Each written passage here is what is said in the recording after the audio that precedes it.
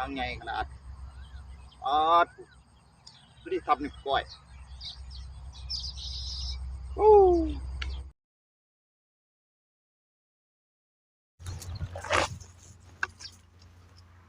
โอ้มันแดด4 โมงละจะเป็นเนี่ยหมกสูงนะโอ้อะก่อนอื่นก็สบายดีพี่น้องสบายดีพี่น้องก็ทุกคนเนาะวันนี้มารักหนูบริเวณมารักหัวทิศ2 ทิศนะเพราะว่าบ่มีหมองรักคืออยากกินถั่วเนี่ยกับรักมา15 อันเนี่ยก็สิเป็นข้าวจีข้าวเหนียวเฮาไปจีเนาะมีไฟก็สินี่แหละหลังนี่แหละสิใส่ซุ่มๆเนี่ยอะไรจักตู้จักไหนอะไรจักตู้ตู้นี่เนาะบ่ได้ครัวบ่หวังอะไรดอกมันสิได้บ่เลยมาหลายมื้อหลายวันน่ะเป็นจะได้เหงื่อก็บ่มีแต่ข้าวจีไว้เฮ็ดเหงื่อเป็นจะได้ข้าวจีแล้วก็สิเอาอันนี้น้ำยาปลาปะนุ่มไม่ใช่ได้เอาว่าที่หายอ่ะเนี่ยน้ำยาปลาปะนุ่มไปเดี๋ยวไปใส่น้ำกัน14 15 ลังสิใส่เบิดบ่สิใส่เห็นเบิดแต่ซุ่มๆใส่มัวๆด้วยอันนี้น้ำกระด้างแห้งกระด้างบุบโอ้นะซุ่มๆว่างเหมือนเดิมไปเดี๋ยวไปใส่น้ำกัน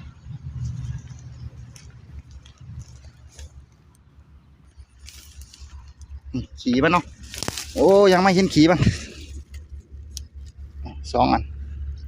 1 1เดี๋ยวสิใส่ว่างมันนี่แหละนี่เดี๋ยวสิว่างข้างในว่างมันข้างในซุ่มนี่ต่อจียาปลาปะนุ่มเป็นจะได้พออะไรมาหลายหน่อยเป็นอาทิตย์2 อาทิตย์แต่บอกไปเลย5 ลักหนูมีหมองรักพอวันไปรักอยู่ใส่เอาแบบซุ่มๆมัวๆเป็นจะได้มีตู้บ่ไอ้แมนก่อน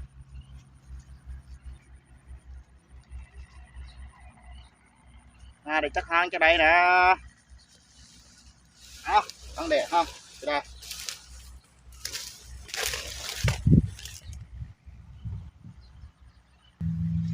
นี่เจสูตรเอาจี้เข้าไป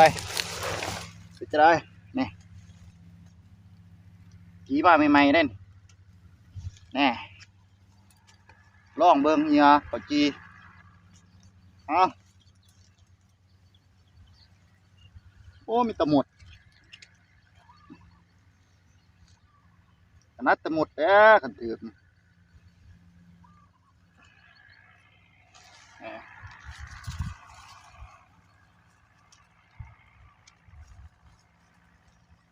แบบลุงๆเด้อฮะไม้กระโหกโอ้บูเป็นบูสิไปตามหัวนะโอ้ถึงกับแสงแดด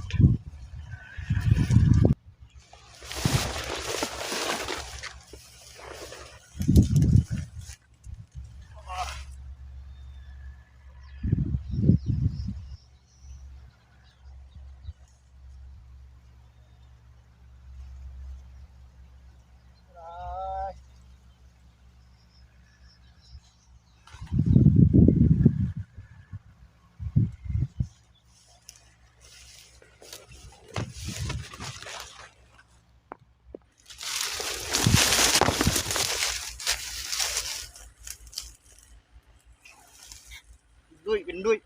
โอ้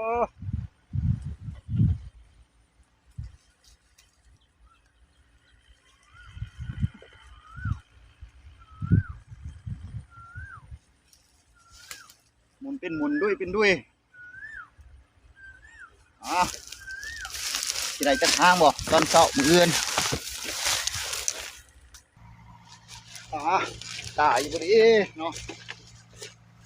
หาบ่งามๆก็คือบ่มีเอ้ยคืออีบ่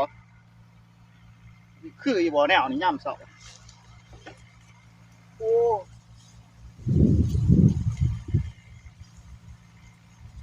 หมดก็ได้หมดก็ได้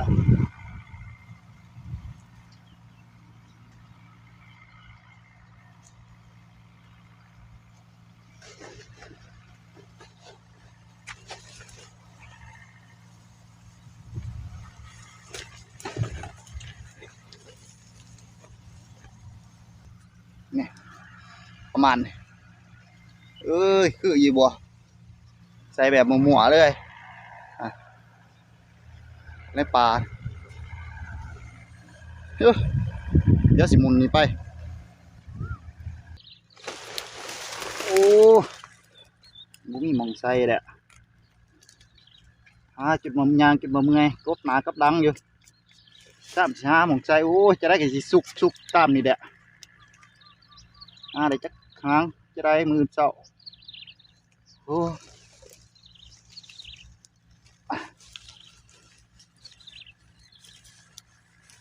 หมองใส่ยากได้โอ้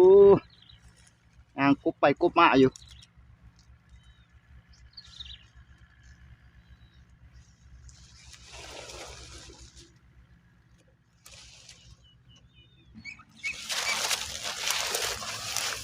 ไอ้วนไปวนมาหมองเก่าโอ้หมองใส่ยากได้มันไหนมาล่ะได้ใส่ด้วยจะได้โอ้ยมันมานเด้อมือเสายางบูจนมือเมื่อยมันสมกับบูปลาบูดงได้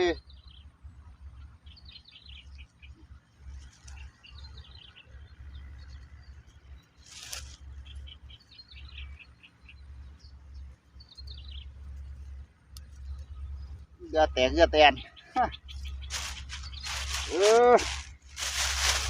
วนไปวนมาขนาดใส่ซุ่มๆยังหาหมองใจเนี่ย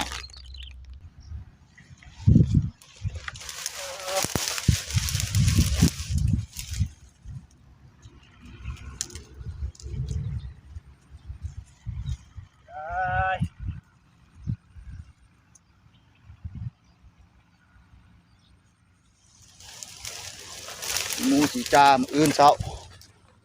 ดูเรื่องไม้กับมีดตะหนาจะมีหนูอยู่บ่ไม้เบิ่ง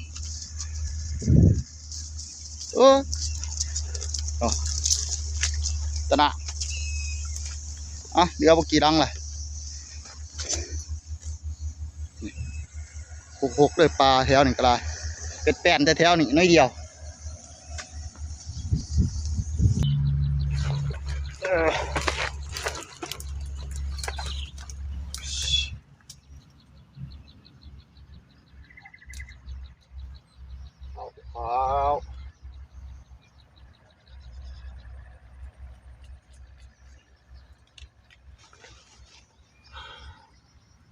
ไง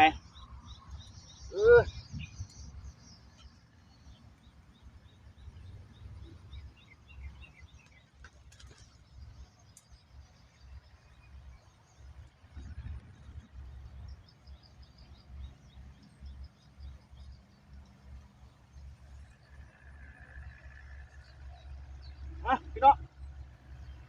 ยังเดี๋ยวบอกกี่หลังแล้วขอไปตู้ใส่ก่อนพี่น้องเปล่าแน่ที่จะไปใส่บังไรเด็ดจะได้กระถามาดูน้ำกันอื่นเศร้าพี่น้องหาอะไรจักทางจักไรก็ได้ขัวโอ้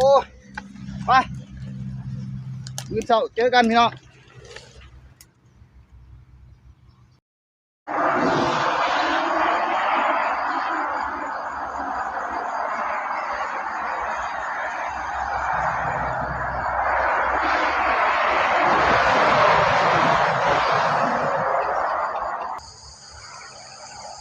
โอ้6:30ล่ะยังบ่ทันแจ้งอยู่มืดสดายอยู่มาดูกันเช้าเอาสิมานได้บ่กลางคืนบริยามไปเดี๋ยวไปดูน้ำกันหาได้จักหางจะได้ทางนี้ หลังแหลกเป็นจะไร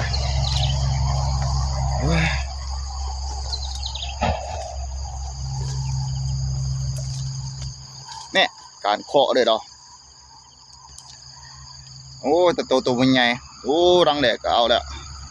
เดี๋ยวขอเก็บก่อนพี่น้องกระดูกกรอบรังแหลกมันมาตุ่นกระดูกกรอบ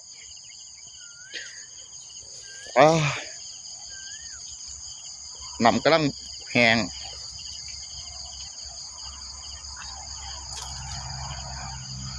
มีตะนัก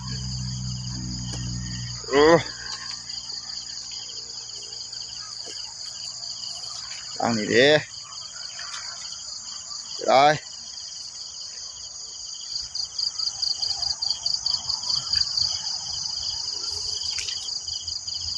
ตั้งนี่ไปจะได้เนี่ย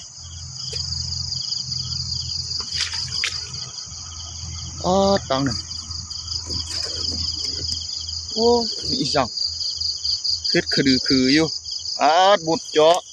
หมดแล้วมายามขึ้นนี่โอ้แต่สิได้ขึ้นนี่หมดแล้วมาเบิ่งหมุดจอมันโอ้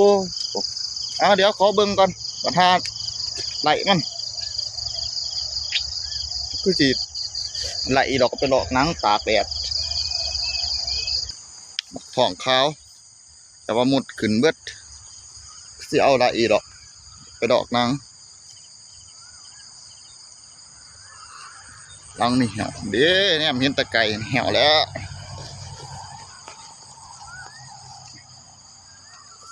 เหี่ยวแล้ว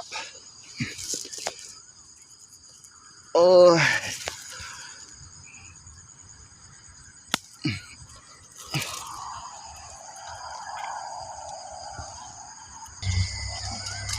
น้ำมันกำลังแห้งมันก็หมดลายเนอะหมดลำหมดคัดโอ้ยล่างนี่ก็เหี่ยวแล้วเห็นตะไคร้แล้วเหี่ยวอีกแล้วโอ้ยเนาะ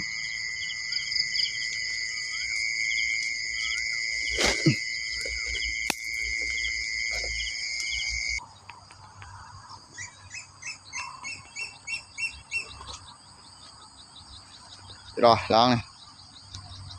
กัดเคาะเลยดอกแต่ตัวบัวใหญ่แต่ดุนนู้นน่ะเนาะดุนกระดูกกรอบแต้มที่3เดี๋ยวขอเก็บก่อน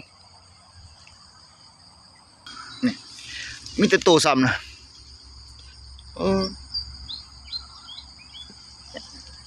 กระดูกกรอบแต้มที่3ยังเหลืออีกเงาไก่คือสิมีตะดุดนี่เด้อเบิ่งสุดุดนี่ก็ถือประมาณนี่เด้อรักพอได้อยู่ได้กินโอ้ยยุ่งหลายเถอะดังจะได้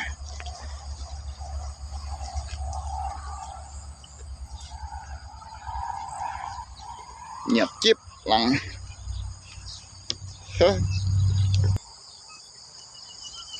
ได้จักหาง3-4หางเลยพอแหละไปกลัวขาบนึงหลังนี้เอาเงียไปกับโบราณสลักเขาไปไหนเด้โอ้ยบ่ได้เดืองดิกับตัวนี้เสียได้โลทิมเด้อ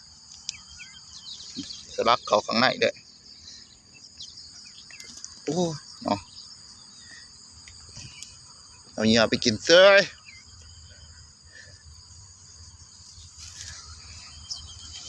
นี่สลักเขาไปข้างใน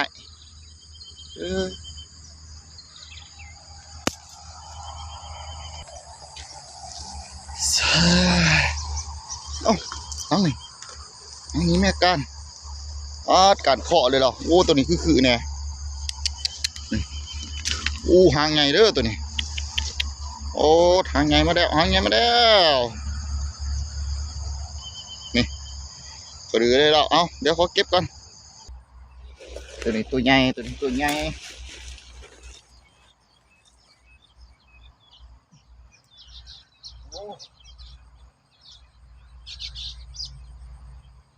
ยากจีทำงาน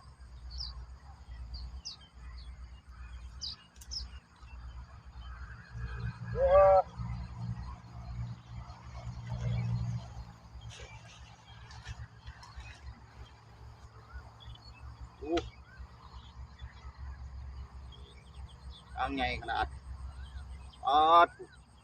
ดูดิทับหนึ่งก่อยมันทางที่3ทางที่4เอาเดี๋ยวหางไงเดี๋ยวดีใจแล้วซ้ำนี่มันไอตัวใหญ่ตัวหนึ่งสำหรับเฮาถือประมาณเดี๋ยวซ้ำนี่หาอยู่หากินอันนี้ได้สีหยับจิ๊บโอ้มันแค่เขาเสื้อกับโบราณเป็นแนวใดบ้ากับนี่วะเสียได้ลวกทิมเลยหรือว่าสิเฮ็ดสลักใหม่คือสิบ่ได้ลักเลยเด้เบิดงานงูเด้เอาไว้ปีหน้าใส่งานใดคือเก่าอยู่ได้เฮ็ดสลักใหม่กับยังแข็งอยู่ติดมือเสียดายมันอันนึงกับบ่แพงหรอกเสียดายหกทีเดียว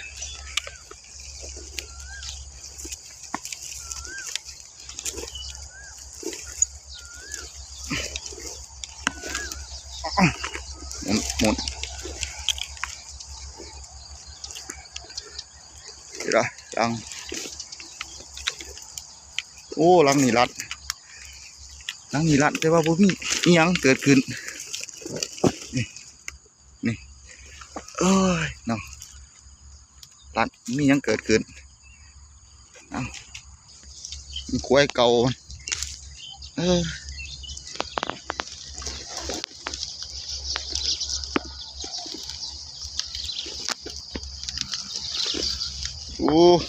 ขอบใจลังม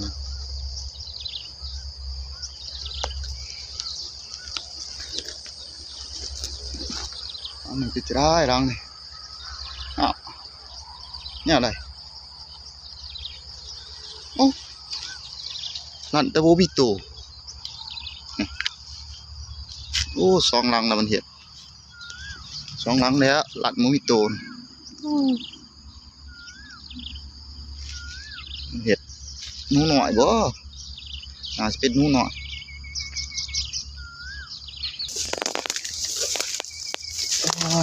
จักหางไหนบ่มึงเยอะอีกบ่กี่รังแล้วรังนี่จะได้รังนี่เงียบจิ๊บรังนี่มีปีกมีเติมเลยยุ่งก็คือว่าลายแต่ยุ่งก็ได้เนาะเดี๋ยว2-3 รังนะบ้านประมาณ3 รังเห็นจักหางอยู่บ่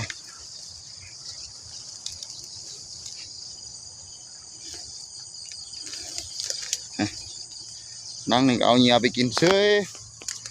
กับโบราณ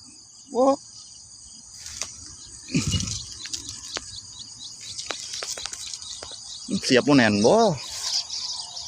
นี่จะได้หลังมวนทีเดียวใส่มือส่งสิแห้งยาวเดี๋ยว3 รังไปจะได้ติดตาอีกบ่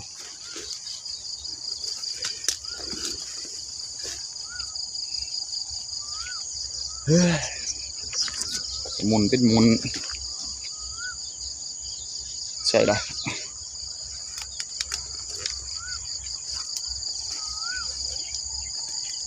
เม็ดจีดี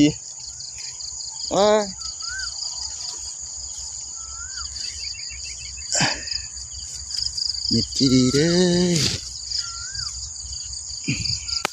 บางแบบปุ่มหมัวได้หาควายหายังหาทางหายังมี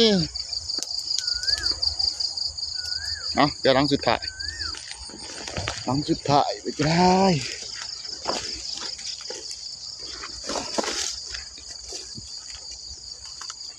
เงียบกิ๊บอันสุดท้ายอันสุดท้ายเงียบกิ๊บเงียบจิ๊บขอเก็บกัน